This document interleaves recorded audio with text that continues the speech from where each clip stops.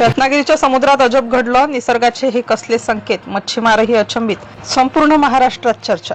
त्या दिवशी किनाऱ्यावर नेहमीप्रमाणे शांत वातावरण होतं. काही जण आपल्या कामात व्यस्त होते तर काही जण लाटांच्या आवाजात दिवसाची सुरुवात करत होते. समुद्रवरून शांत दिसत होता, पण त्या दिवशी त्याच्या लाटांमध्ये काहीतरी वेगळं जाणवत होतं. अनेक वर्ष समुद्रात जाणाऱ्या काही वृद्धांना त्या सकाळी समुद्राचा रंगच बदलल्यासारखा वाटत होता. लाटा जरा जास्त अस्वस्थ वाटत होत्या. हवेत विचित्र थंडी होती आणि याच दरम्यान एका व्यक्तीची नजर दूर पाण्यात चमकणाऱ्या एखाद्या वस्तूवर गेली. सुरुवातीला सगळ्यांनी त्याकडे दुर्लक्ष केलं, कारण समुद्रात अनेकदा प्लास्टिक, लाकूड किंवा इतर वस्तू वाहत येतात. पण ती वस्तू स्थिर नव्हती. प्रत्येक लाटेसोबत ती किनाऱ्याकडे सरकत होती. तिच्यावर पडणारा प्रकाश इतका विचित्र होता की काही क्षणांसाठी लोक गप्प झाले. त्यांनी समुद्र स्वतः काहीतरी बाहेर ढकलत होता. जवळ उभे असलेले काही जण एकमेकांकडे पाहू लागले. काहींनी लगेच बोट वळवली तर काही जण भीतीने मागे सरकले. ती वस्तू जसजशी जवळ येत होती तसतसं वातावरण अधिकच गंभीर होत गेलं. लाटांचा आवाज अचानक वाढल्यासारखा वाटत होता. काहींना तर समुद्रातून कोणीतरी ओरडत असल्याचा भास झाला. किनाऱ्यावर उभ्या लोकांमध्ये कुजबूज सुरू झाली. काहीतरी अशुभ आहे असं काहीतरी जाणवू लागलं. लोक हळू आवाजात बोलू लागली. कोणाला समजत नव्हतं की एवढी मोठी भीती का वाटत आहे. पण त्या सकाळी समुद्राकडे पाहताना प्रत्येकाच्या मनात एकच प्रश्न होता, आज नेमकं घडतंय तरी काय. थोड्याच वेळात काही धाडसी लोक त्या दिशेने पुढे गेले. लाटा आता जोरात आदळत होत्या. पायाखालची वाळू सरकत होती. प्रत्येक पावलागणिक त्यांच्या चेहऱ्यावरचा ताण वाढत होता.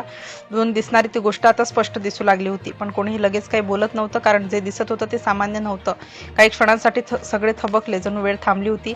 किनाऱ्यावर आता गर्दी वाढू लागली होती. काही जण मोबाईलमध्ये व्हिडिओ काढत होते तर काही जण घाबरलेल्या नजरेने फक्त समुद्राकडे पाहत उभे होते. वातावरणात विचित्र शांतता होती. एरवी गोंगाट करणारे लोक सुद्धा त्या दिवशी कुजबुजत बोलत होते. काही वृद्ध म्हणत होते की त्यांनी आयुष्यात असं दृश्य कधी पाहिलं नव्हतं, तर काही जण हे भविष्यातील मोठ्या संकटांचे संकेत असल्याचं बोलत होते. अचानक एक मोठी लाट आली आणि ती गोष्ट पूर्णपणे किनाऱ्यावर आली. ते दृश्य पाहून अनेकांच्या तोंडून शब्दच निघाले नाहीत. काही लोकांनी तोंडावर हात ठेवला, काही जण मागे हटले. काहींच्या डोळ्यात भीती स्पष्ट दिसत होती, कारण आता सगळ्यांना समजलं होतं की ते एखादं निर्जीव सामान नव्हतं. पण तरीही लोक एकमेकांना विचारत होते, हे इथे कसं आलं. त्या घटनेनंतर संपूर्ण किनाऱ्यावर एक वेगळीच चर्चा सुरू झाली. काहींनी सांगितलं की मागच्या काही दिवसांपासून समुद्र वेगळाच वागत होता. लाटा अचानक उंच होत होत्या. पाण्याचा रंगही बदलत होता. काही जण म्हणाले की समुद्रात आतमध्ये काहीतरी मोठं घडत आहे, तर काहींना वाटत होतं की हा फक्त निसर्गाचा राग आहे. पण कुणाकडेही ठोस उत्तर नव्हतं. सकाळ जशी जशी पुढे सरकत गेली तसं त्या घटनेची बातमी आसपासच्या भागात पसरू लागली.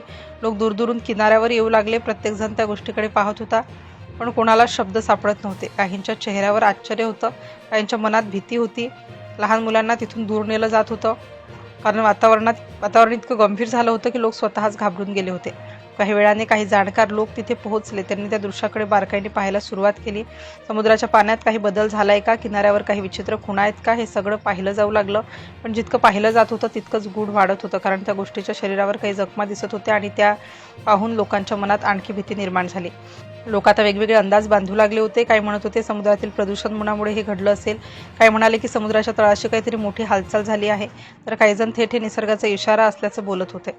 अनेक वर्ष समुद्रात जाणाऱ्या लोकांनी सांगितलं की समुद्र अचानक अशा गोष्टी किनाऱ्यावर फेकत नाही, त्यामागे काहीतरी कारण असतं. दुपारपर्यंत ही घटना इतकी चर्चेत आली की प्रत्येकाच्या तोंडात एकच विषय होता. सोशल मीडियावर वेगवेगळे व्हिडिओ फिरू लागले. काहींनी त्या घटनेला रहस्यमय म्हटलं, काहींनी भीषण, तर काही जणांनी तर भविष्यात मोठं संकट येणार असल्याचं सांगायला सुरुवात केली. किनाऱ्यावर उभे असलेले काही जण अजूनही समुद्राकडे घाबरून पाहत होते, कारण समुद्र त्या दिवशी खूप शांत असूनही आतून अस्वस्थ वाटत होता. संध्याकाळ जवळ येत होती. आकाशात काळे ढग जमा होऊ लागले. समुद्राचा आवाज वाढत चालला होता. त्या दिवशी अनेकांनी पहिल्यांदाच समुद्राकडे भीतीनं पाहिलं, कारण समुद्र फक्त पाणी नसतो, तो कधी कधी इशारेही देतो असं म्हटलं जातं आणि त्या दिवशीचा इशारा लोक विसरू शकत नव्हते. हळूहळू त्या गोष्टींबद्दल अधिक माहिती समोर येऊ लागली. लोकांच्या मनात निर्माण झालेली भीती आता आणखी वाढत होती, कारण किनाऱ्यावर वाहून आलेली ती गोष्ट साधी नव्हती. तिचा रंग पूर्ण पांढरा होता, शरीर मोठं होतं आणि ती समुद्रातील अत्यंत दुर्मिळ जीवांपैकी एक असल्याचं बोललं जाऊ लागलं. हे ऐकताच लोक आणखी हादरले.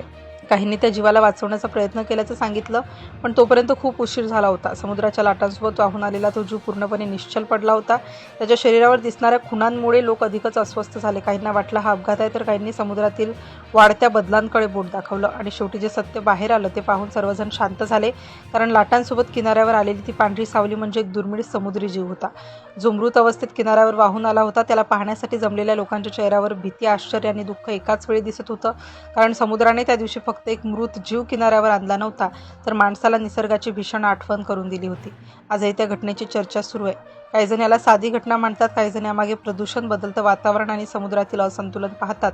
पण अनेकांच्या मनात अजूनही तोच प्रश्न घुमतोय, समुद्राने दाखवलेला तो इशारा नेमका कशाचा होता आणि भविष्यात अजून काय पाहायला मिळणार आहे हे कोणालाच माहीत नाही.